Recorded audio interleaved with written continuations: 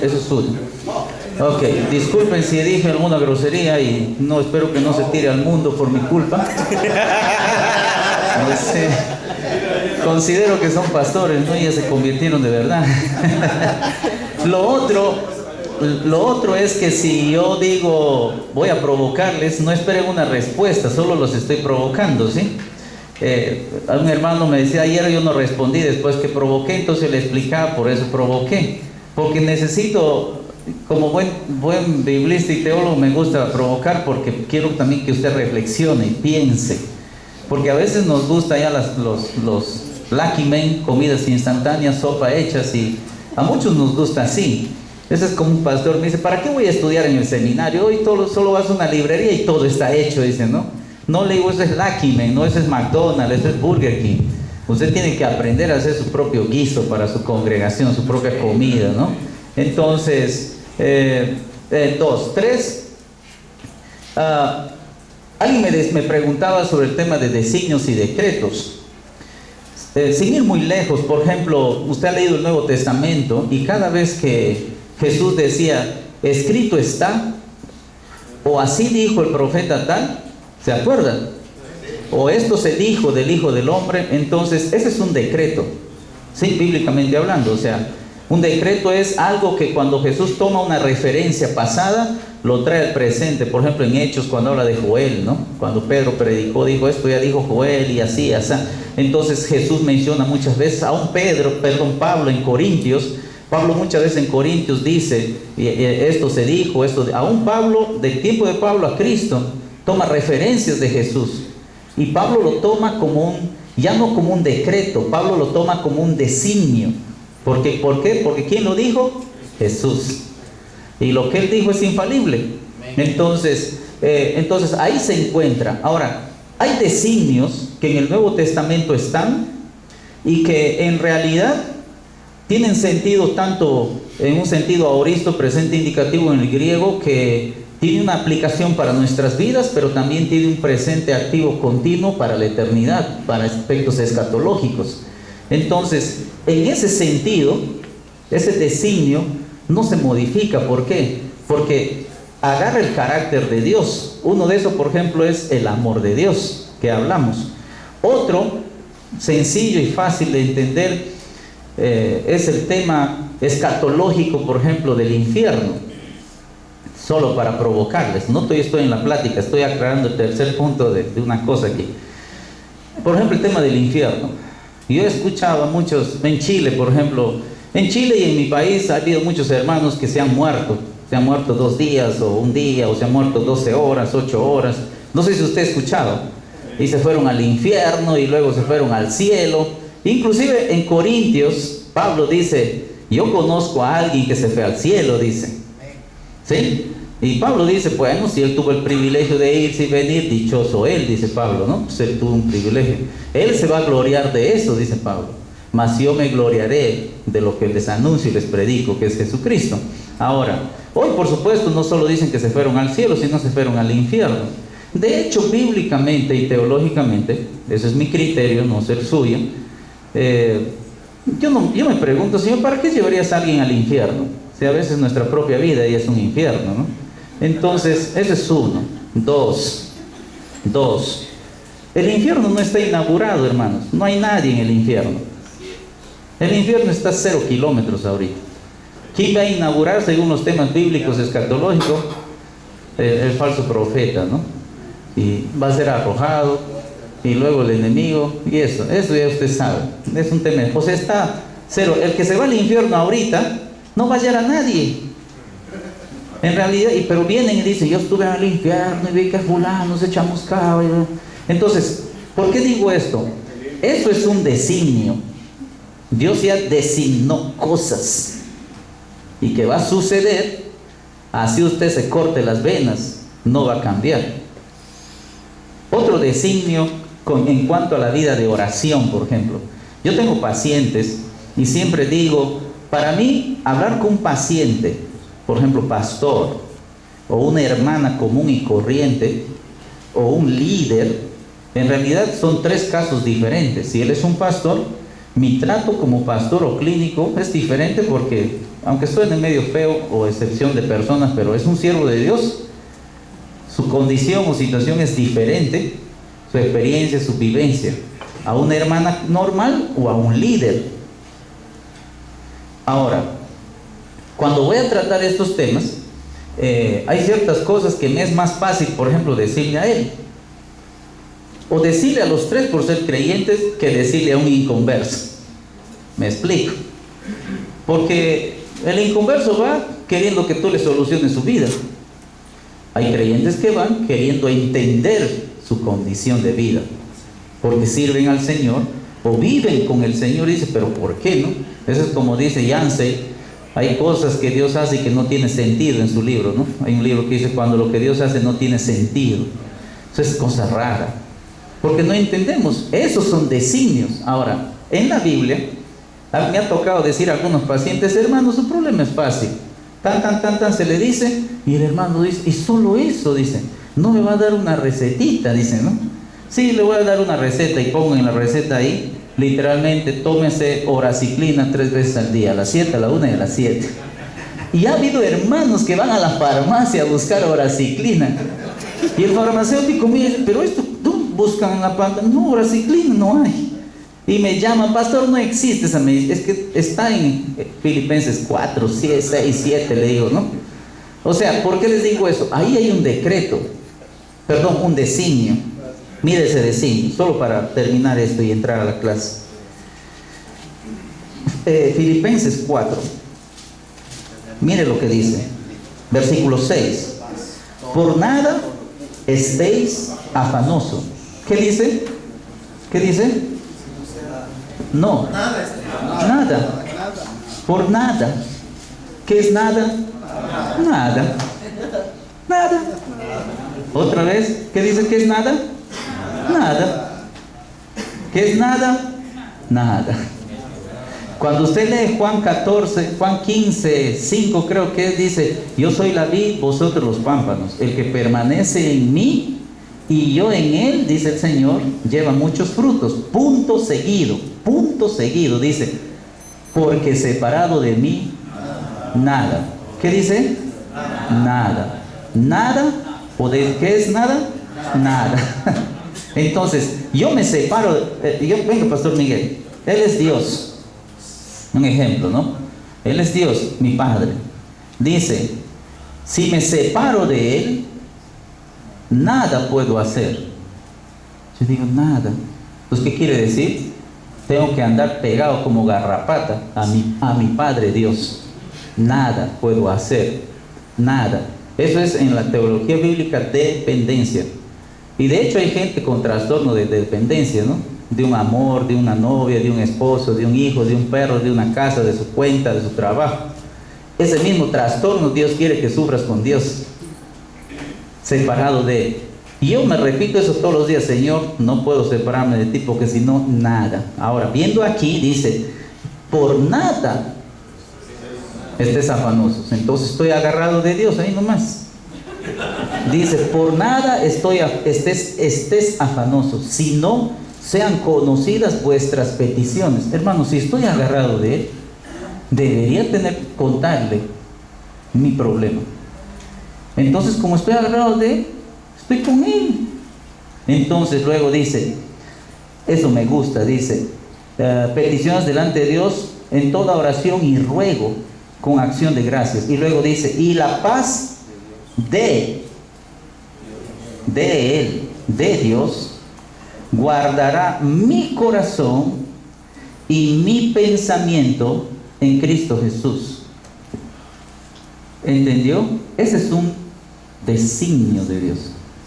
Quiere decir que yo voy a tener su paz de mi Padre en mí, si yo oro y en realidad entiendo que por nada debo afanarme. ¿Por qué? Porque estoy agarrado. Pero si me aparto un poco, entonces mejor le digo, Señor, me preocupa mi casa, me preocupa tal cosa.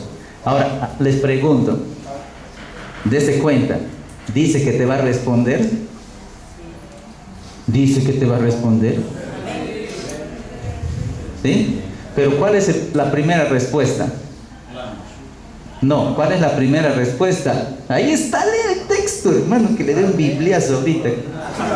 ¿Qué dice? Ahí dice: con toda oración, con acción de gracias, y la paz de Dios. No dice que te va a decir, te va a dar lo que pides. Simplemente te va a dar su bendita paz. Y a veces somos tan cabeza de cebolla que somos necios. Dame, Señor, dame. Atribulados. ¿Entendió? Ese es un designio. Con que usted tenga paz, ese es suficiente y vive tranquilo. Porque si hay paz aquí, tiene paz aquí. Proverbios 23:7 dice: lo que el hombre tiene en su mente, tiene en su corazón. Jesús dijo en los evangelios: de la abundancia del corazón. ¿Quieres conocer a alguien? Solo escúchale qué es lo que más habla. ¿Dónde está su tesoro? Y eso es lo que más va a hablar. A veces hay gente que no da ni ganas de escuchar, porque solo clavos y clavos y clavos y clavos y clavos. Y eso me hace pensar a mí que no está así con mi padre. Está separado, porque no sabe qué hacer.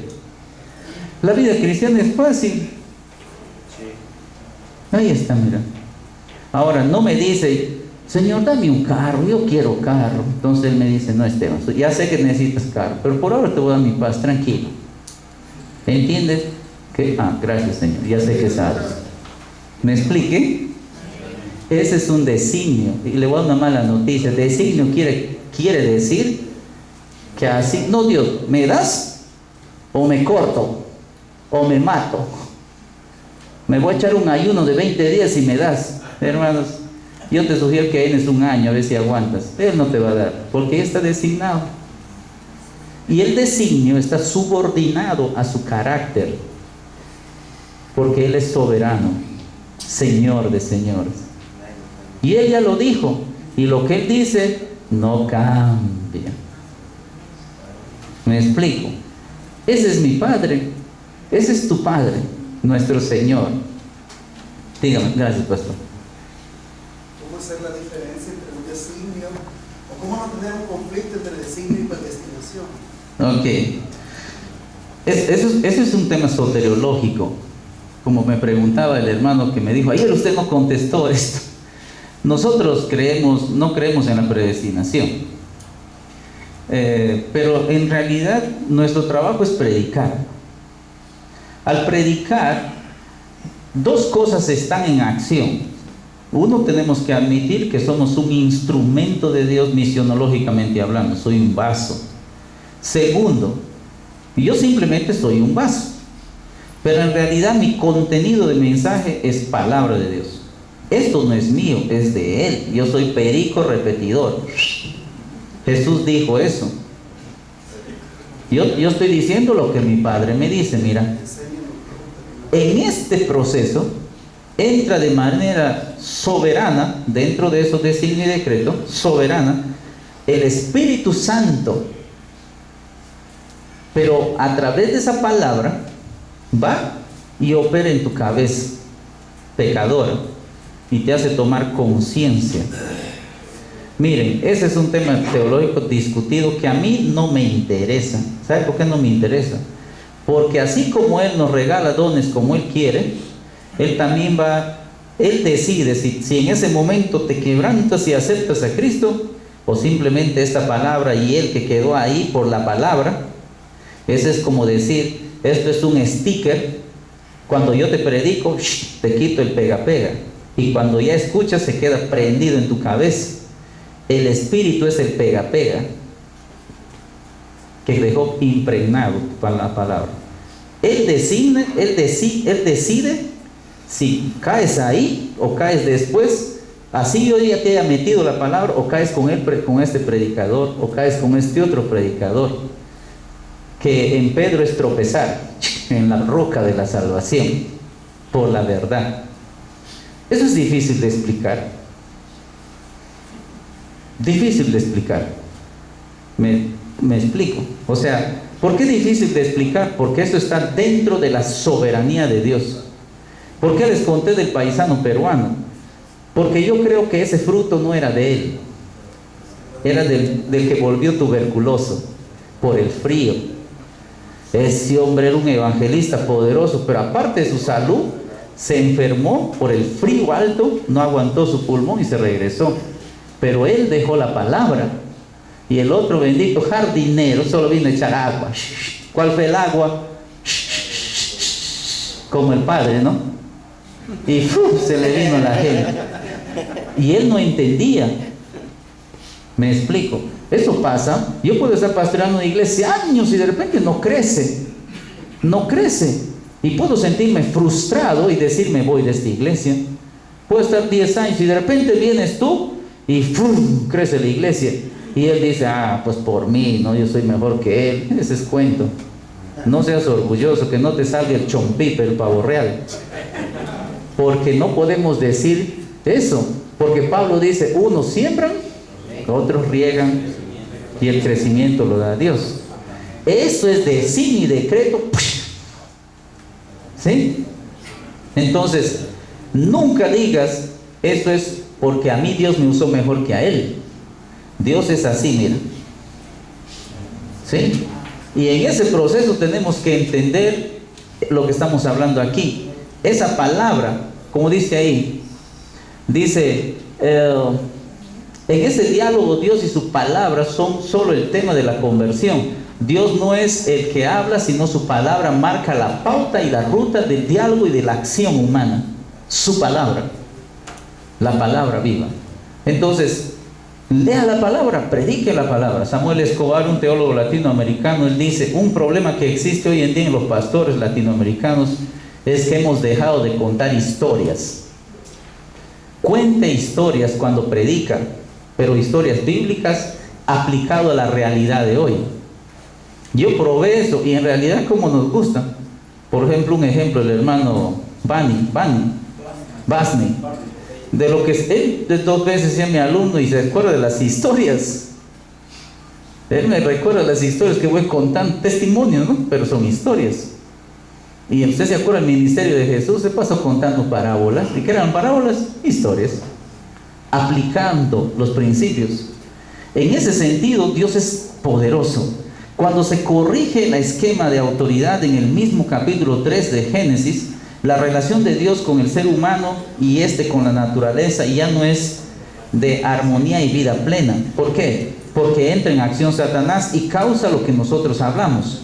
Y el pecado ha minado la vida total de nuestro planeta y a partir de aquí la misión entra en una nueva dimensión que será siempre vista, juzgada y cambiada a partir del proyecto divino de los 2 primeros capítulos de Génesis. O sea, esos 2 primeros capítulos, esa palabra en acción, pero del capítulo 3 en adelante entra el problema serio.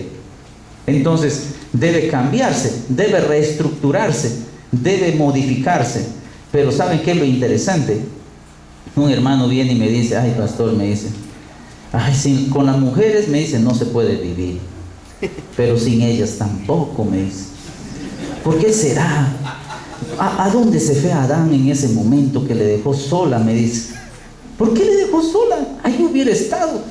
Es que Adán también, le digo, antes de caer era igual que nosotros. A veces dejamos sola largo rato a nuestra mujer, ¿no? No estamos cerca a ellos. Entonces el enemigo apareció y cumplió un trabajo malévolo. Y ahí dice, para todo lo anterior resulta útil ver Génesis capítulo 3, que ya lo estamos viendo. Allí se nos muestra el reverso de lo que hemos dicho hasta aquí. El primer diálogo que tiene el ser humano, en este caso la mujer, con alguien que es otro ser humano, pero en un sentido animal, la serpiente. Pero lo más sorprendente es que el animal inicia la charla y establece la pauta del diálogo. No es la mujer, es Satanás. Al final, después de un forcejeo de medias y verdades, la palabra que orienta, o más bien desorienta de Satanás al actuar del ser humano es del animal y no la de Dios. Cuando Dios aparece en la escena, el hombre lo culpa por haberle dado a la mujer, y la mujer también lo culpa por haberle creado a la serpiente. Era un dime y direte, pero ya había fracaso. De acuerdo con Génesis 3, el esquema cambia, y esto ya expliqué ayer. Animal, ser humano, Dios se transforma.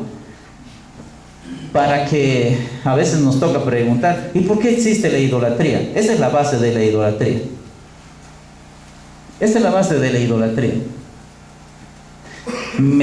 Hace poco alguien colgó en el Facebook la entrada de la Virgen María a una catedral española, donde puros viejitos estaban ahí y un montón de monjas mayores de edad. Y entran con la Virgen a la catedral en España. Y los 4 que cargaban a la Virgen eran viejitos mayores de 60, 70 años.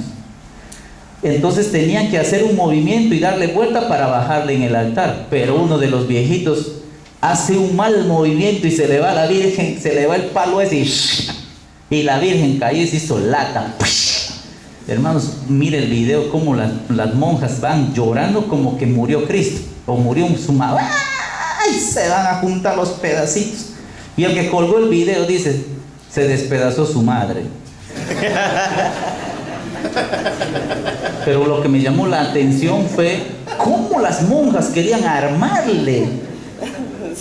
Y yo digo, puchica, su Virgen se les hizo lata. Pero gritaban desesperados. Y es interesante, tratando de armar, humillándose ante alguien que no tiene vida.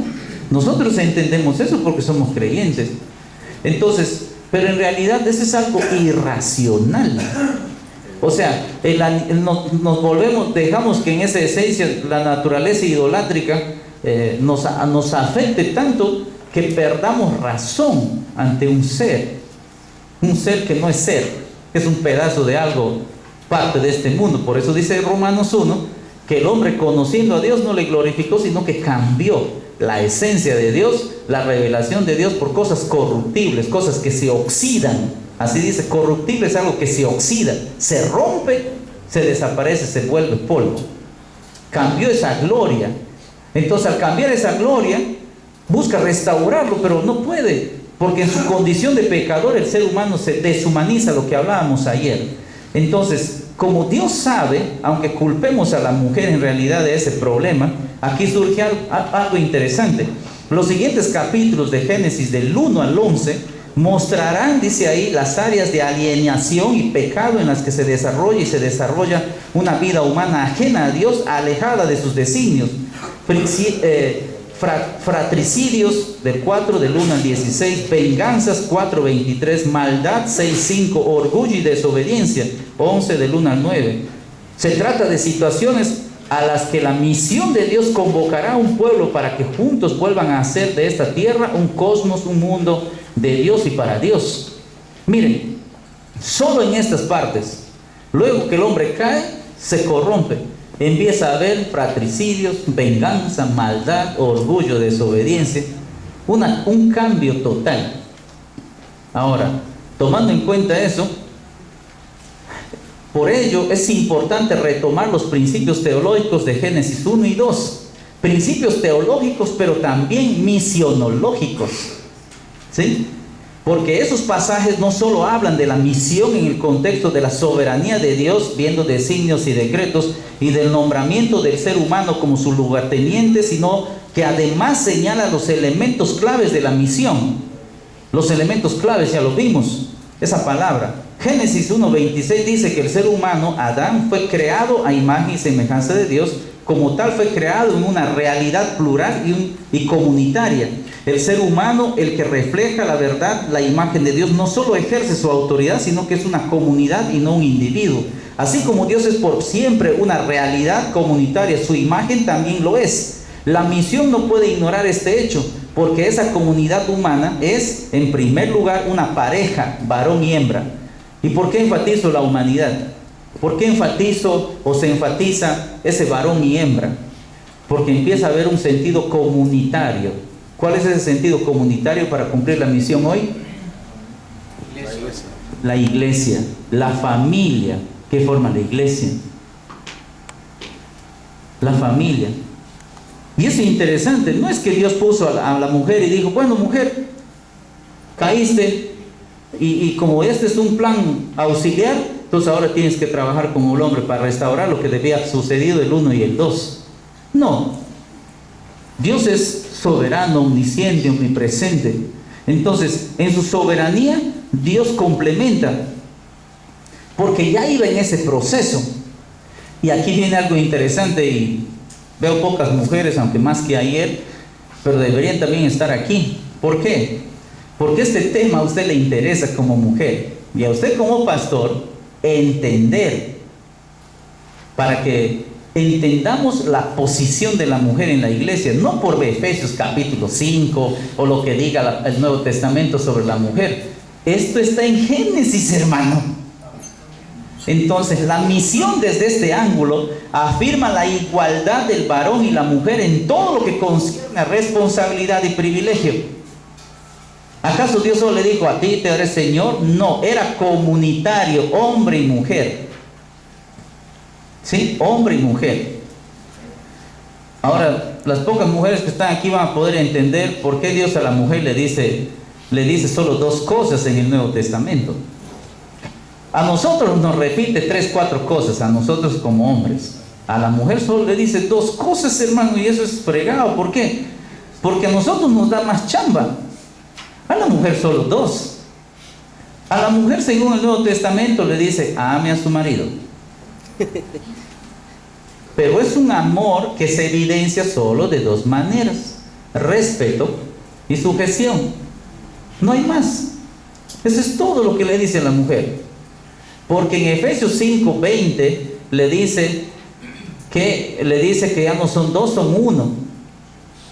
¿Sí? Y le dice luego, someteos unos a otros. O sea, vivan así, sometiéndose mutuamente, revueltos. Pero nosotros hacemos más aparentemente que ellas, pero porque somos cabeza. Pero al asumir esa cabeza funcional, es porque tenemos señorío delegado. Somos la representación de Dios vivo aquí. Entonces la mujer simplemente tiene que respetar y sujetarse. ¿Por qué? Porque no se ajustó a ese plan original de Génesis 3. Ya los demás que con dolor y esas cosas son chambas, de consecuencias. Pero esos 2 principios es clave. Ahora, mire aquí.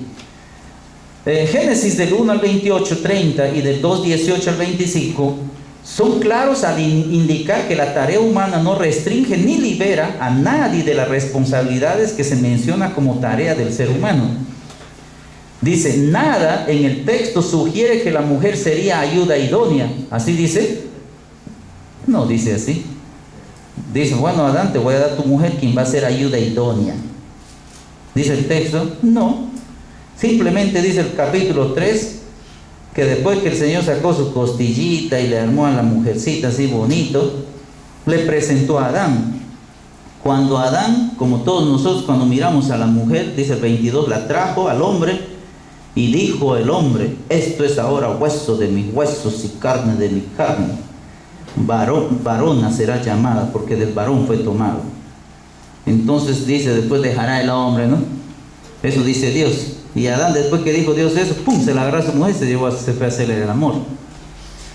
Dice, ayuda idónea. ¿Le ayudó la mujer a echar nombre a los animales que faltaban? No. Empezó su funcionalidad. Su funcionalidad compartido. ¿Me dejo entender?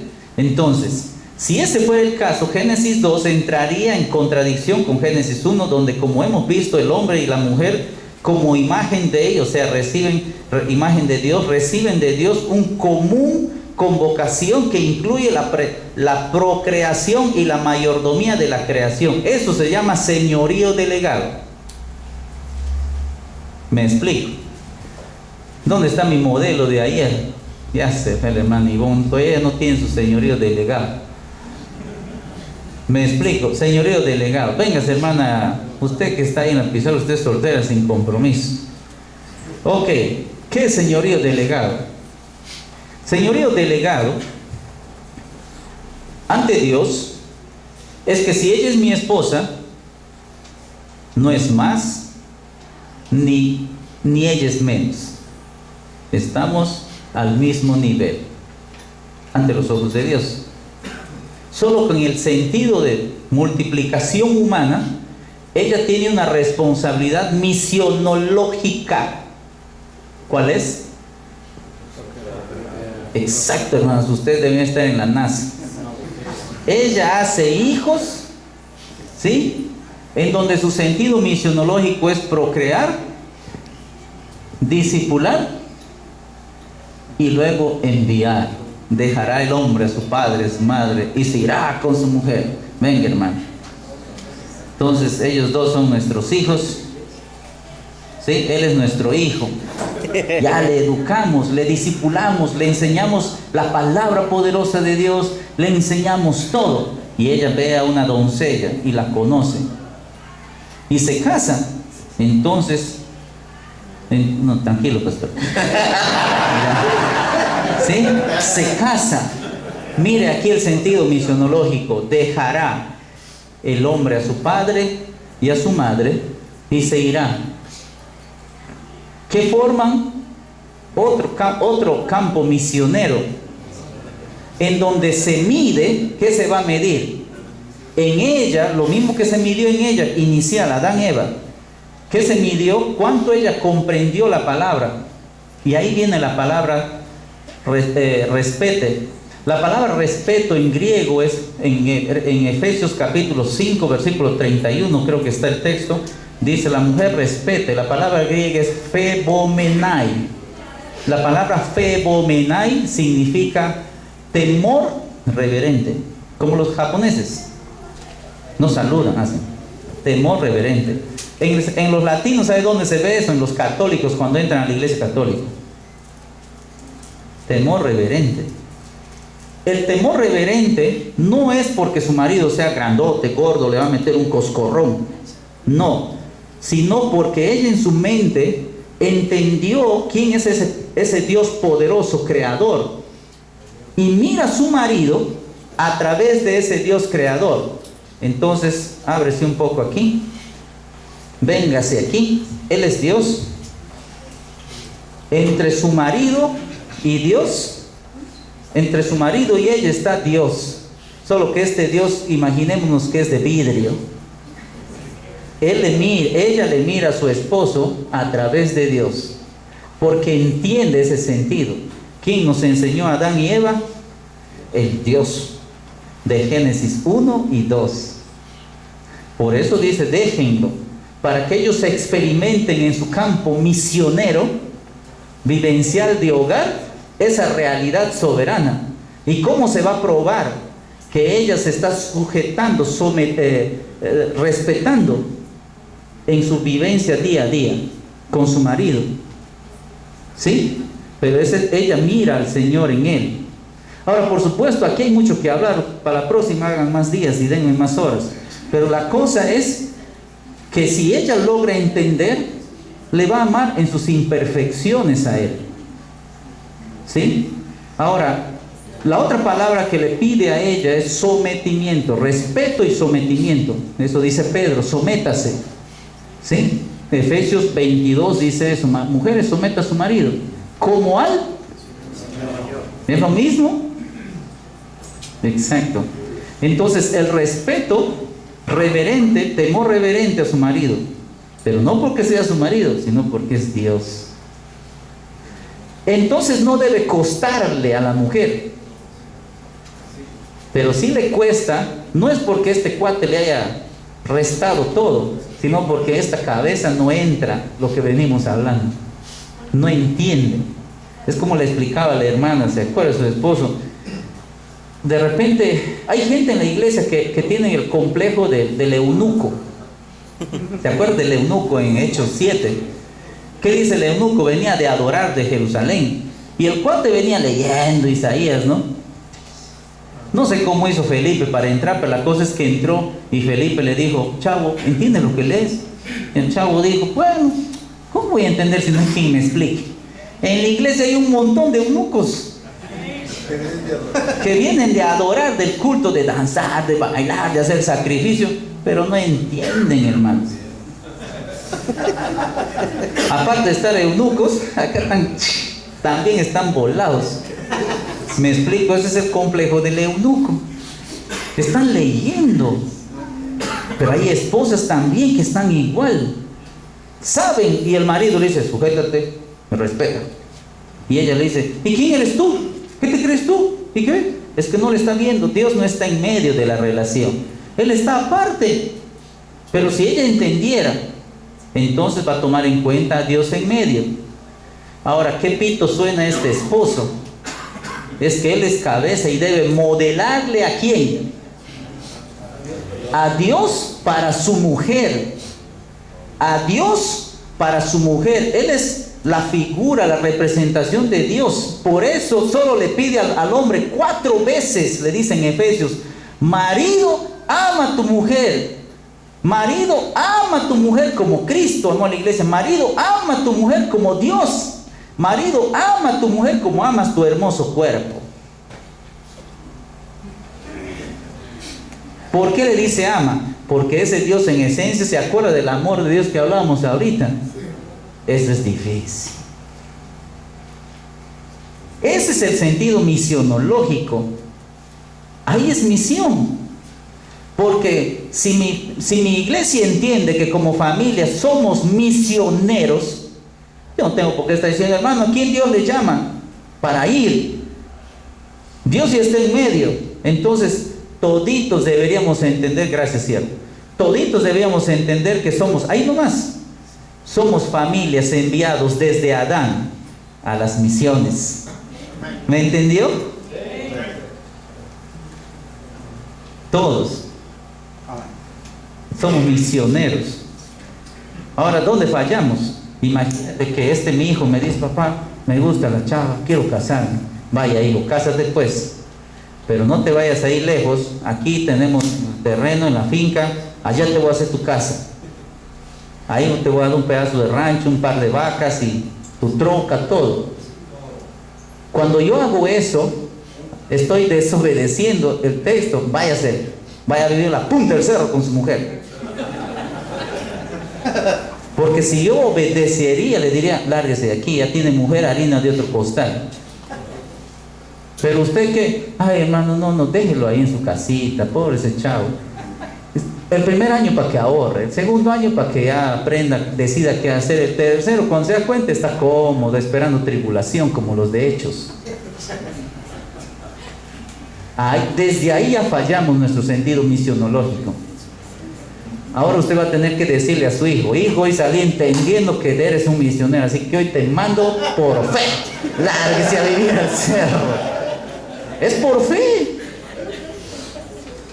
Yo cuando caso ahora les digo a mis candidatos al matrimonio: hermanos, soy ministro de Dios, pero en realidad no solo les caso como ministro, soy testigo de su unión. Y como testigo de su unión, les declaro marido y mujer. ¿Por qué soy testigo? Porque tengo que ver si cumplen su misión. Y si se les olvida, tengo que recordarles como testigo de Dios. ¿Me explico? Ahí estoy haciendo 2 cosas: dándoles el compromiso a ellos de serse fiel y cumplir su misión. Y yo me estoy lavando la mano, mira, delante de Dios. ¿Sabe por qué? Porque algunos llevamos ese peso. Como yo les casé, yo tengo que cuidarles. Pero en realidad no es así. No es así. Cuando se van al campo, el misionero, esa familia misionera, les mandamos una tribu a otra nación. ¿Usted cree que no sufre? Sufre como familia. Pero que aprendan estos chavos. Yo estoy en mi casa con mi mujer, viviendo mi propia misión. Entonces, la mujer está en el mismo rango. En ese sentido tocamos un poco lo que hablamos ayer. Tengo que cuidarla, porque su salud, su bienestar, su dignidad, su posición, su valor es mi honor, mi valor. Y lo de él es tuyo. El modelo es Adán y Eva. Ahora díganme: pero fracasaron. Sí, fracasaron, pero ¿quiere ver la gracia de Dios en este hogar? Lea conmigo. Gracias, pastor, gracias. Gracias, hermano. ¿Quiere ver la gracia de Dios obrando en este hogar? Mire lo que dice. Capítulo 3, versículo 21. Y Jehová Dios, bueno, leamos desde el versículo 17. Y el hombre dijo: por cuanto obedeciste a la voz de la mujer y comiste el árbol que no comerás de él, maldita será la tierra, Número 1, maldita. Número 2, con dolor comerás. Número 3, espinos y cardos. Número 4, con sudor de tu rostro comerás. Número 5, porque ella fuiste tomada, pues a muerte. 5 cosas. Ahora versículo 21. Y Jehová Dios dice, hizo, marque esa palabra, hizo al hombre y a su mujer, solo dice hombre, y a su mujer, hizo túnicas de pieles y los vistió. ¿Qué significa eso? Dios no solo se preocupó por el hombre, se preocupó por la familia. Ese es el primer texto soteriológico donde habla de derramamiento de sangre. Para que haya pieles, ¿qué hay que hacer? Matar un animal. Y al matar un animal, sangre. Y al vestirles Dios, porque el hombre después que pecó se dio cuenta y dijo, estoy desnudo, muchacho. Y se cubrió con hojas. Con hojas se cubrió. ¿Y qué significa la hoja? Obras de mano de hombre que se secan y se caen. Y que según Romanos se van a quemar y se van a destrozar. Pero el Señor le dijo, no, muchacho, te voy a hacer de piel, de animal. Se seca, sí, pero se mantiene. Por eso hay un chiste que dice que las mujeres son como la chumpa de cuero, ¿no? Cuestan caro, se arrugan rápido y duran toda la vida. Así dice, ¿eh?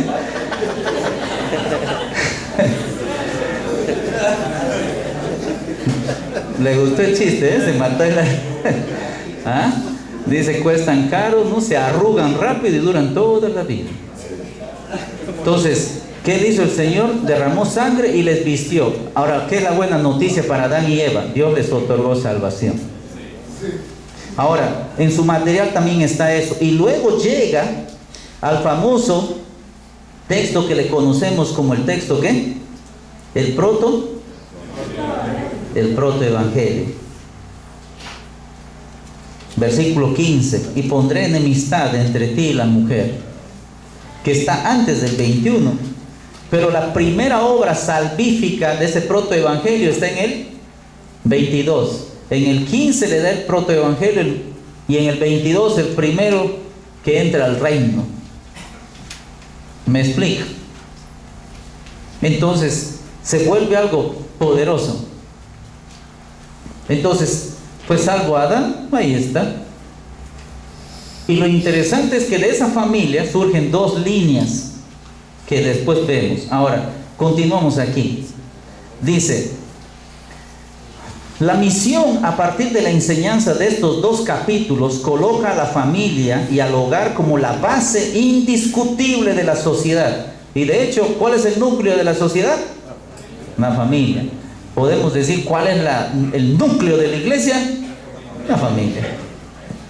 ¿Sí? Entonces, por ello, cuando Deuteronomio capítulo 6, del 4 al 9, habla del locus de la educación para la vida, coloca la enseñanza más central de la fe bíblica en el seno ¿de quién? Del hogar. ¿Quiere leer conmigo el 6? Lea conmigo Deuteronomios capítulo 6. Deuteronomio capítulo 6.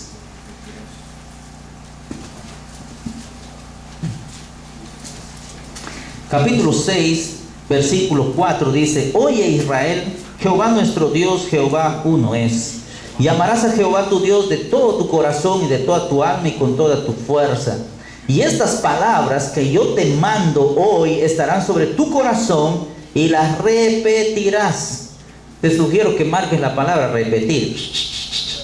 Repetirás a tus hijos.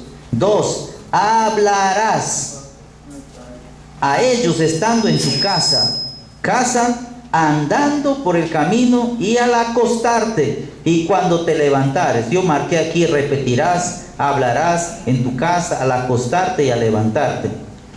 8, las atarás como señal en tu mano y estarán como frontales entre tus ojos y la escribirás. ¿Qué vas a hacer? Atarás. ¿Qué más? Las escribirás. ¿Sí? Todo eso. Mis dos hijas mayores crecieron. Mucha gente en realidad cree que soy inteligente. Yo soy bastante bruto, y lo digo sin miedo. Yo aprendí a leer a los 13 años, y hay muchas cosas que yo tengo que escribir. Mire, tengo mis chivos ahí apuntados. Mire, para mí no es pecado. Tuve que agregar 2 páginas más a esta Biblia. ¿Dónde está? Mire, agregué 2 páginas, esta página, por aquí agregué 1, 2, ¿por qué? Son cosas en la gramática griega que yo tengo que retener siempre porque hay que estar leyendo y releyendo. Tengo chicos por todos lados apuntados. ¿Por qué hago eso? Porque me olvido. Entonces, hay promesas que a mí me han tocado tanto que yo los he copiado y los pegaba en mi cabecera de mi cama. O a veces en la oficina, en el estudio, los tengo pegados. Y mis hijas siempre llegaban y decían, papá, ¿y por qué tienes esto? Le digo, es una promesa para mí. Entonces mi hija leía va. Y así crecieron, ¿sí? O a veces en el del carro he pegado cosas ahí y los mantengo un tiempo hasta que yo me los maneje la información. Hoy mi hija mayor tiene 22 años, quisiera que vaya a ver su cuarto. Estudió medicina 3 años, hoy está metida en forense y ha pegado cosas que tiene que memorizar. Mira, no es una exageración, pero casi llega al techo. Cosas que estudió de medicina. Al lado tiene unas promesas. De este lado pegado yo llego y digo, ¿y quién hace todo eso en la pared, muchacha? Es que es para recordar. Y su cama está acá. Y la cabecera de su cama. Entonces ella se recuesta y mira así. ¿Sí? ¿Me explico? Aprendió. ¿Cómo se empezó? Con los textos. Cuando era pequeña me decía, papá, tú predicaste sobre todas las cosas guardadas, guarda tu corazón. ¿Cómo hago para aprender? Así le digo. Ahí dice, sobre todas las cosas guardadas, guarda tu corazón. Hoy tiene 22 años y me dice, ¿te acuerdas cuando decías, sobre todas las cosas, verdad? Híjole, ¿cómo cuesta guardar el corazón? ¿Y sabe lo que se acuerda cuando hacíamos esto? Entonces, tú puedes ser un maestro y enseñar, transmitir. Ahí se cumple la misión. Un discípulo.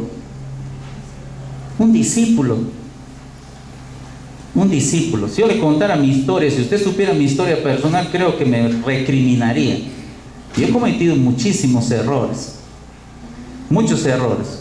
Pero estoy tan sorprendido de cosas que mis 2 hijas mayores hacen a veces, no porque yo vivía ahí, miren, ellas saben que no soy legalista.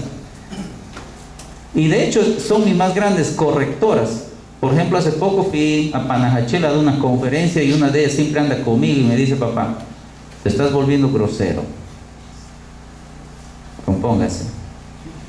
Entonces, tomo nota, ¿no? Grosero. Dígame la grosería. Y me empieza a decir, pero no es grosería. Sí, no es, pero suena grosero. Pero un detalle, con los pastores puede ser que entiendan, pero con los chavos les gusta porque es para ellos, pero con los viejitos yo digo que están orando para que te mueras. Entonces yo probé y tiene razón. Hay hermanos grandes que en realidad ya no quieren escucharme. Grandes, gracias a Dios, ¿no? Pero hay gente joven que quiere. Entonces, ¿por qué cuento esto? ¿Quién mejor que alguien que vive con nosotros?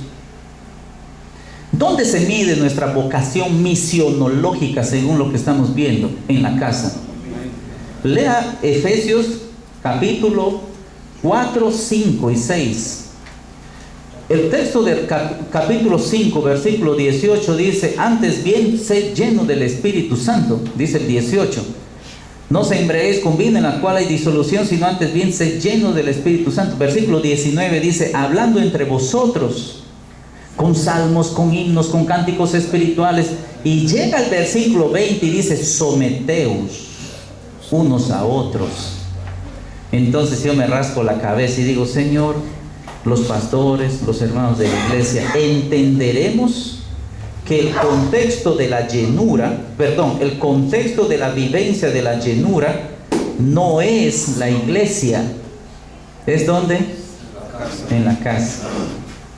Ahora les pregunto, ¿dónde más hablamos en lenguas? En la iglesia. En la casa es otras lenguas extrañas y casi angelicales. Entonces, si el contexto del 18 es llenos del Espíritu, luego hablar con salmos y luego dice someterse, quiere decir que el catalizador de mi llenura es mi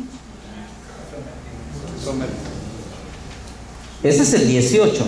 El 16, el 15, 16 y 17 de Efesios capítulo 5 dice: mirad bien con diligencia cómo andéis, no como necios, sino como sabios, aprovechando bien el tiempo, porque los días son malos. Híjole, eso quiere decir que debo andar con mi lupa, mirando bien con diligencia cómo ando. Y si soy cuidadoso evaluando, y en ese sentido me ayudan mis hijas y mi esposa, entonces yo mismo me miro en un espejo y me evalúo. Yo a mis pacientes en clínica les digo: ustedes son bien tontos, ¿verdad? Vienen a pagar a un bruto como yo $60 por una hora. Qué cabezones, ¿no? ¿Para qué? ¿Cuál es mi trabajo? Simplemente ser un espejo, mostrarles lo que ellos no miran. ¿Sabe cuándo aprendí eso? Cuando mi papá cumplió 80 años, un día viene mi papá, me dice: hijo, me dice, revísame mi espalda, aquí tengo algo que me pica. Entonces yo le levanté la playera, le revisé la espalda, hermanos, tenía una espinillota ahí de tamaño de búfalo, así, pero una espinilla. Entonces llamé a mi mamá y le digo: mamá, mira la espalda de mi papá, tiene una super mega espinilla. Y mi mamá me dice: hijo, mi papá tenía casi 1,80 m, mi mamá tiene 1,56 m, por ahí chiquita. Entonces, hijo, me dice: mira mi manito, me dice. Yo: ¿cómo le voy a apachar a tu papá? Apáchelo, hijo, y sácalo. La próxima lo haces tú, le digo. Hermano, le apaché, hijo, le salió pero un super mega extra gusanón de... Y luego que mi papá dijo: ay, gracias, acá también tengo otro. Mira, le hice una limpieza a su espalda de mi padre. Y después que le hice esa limpieza, mi padre me dice: tengo 5 hijos y solo tú te has atrevido a hacer eso conmigo. Nos hicimos cuate con mi viejo por haberle quitado la espinilla. Entonces yo agarré la costumbre, cada vez que le visitaba: papá, muéstrame tu espalda, porque esas espinillas siempre se llenan. Entonces yo, cada vez que llegaba, mi papá me decía: hijo, ¿me vas a sacar las espinillas? No, me decían. Sí, padre. Digo: entonces, ¿por qué le cuento eso? Porque empezamos a ser cuates y empezamos a vivir una relación de padre-hijo en amistad. Y me empezó a contar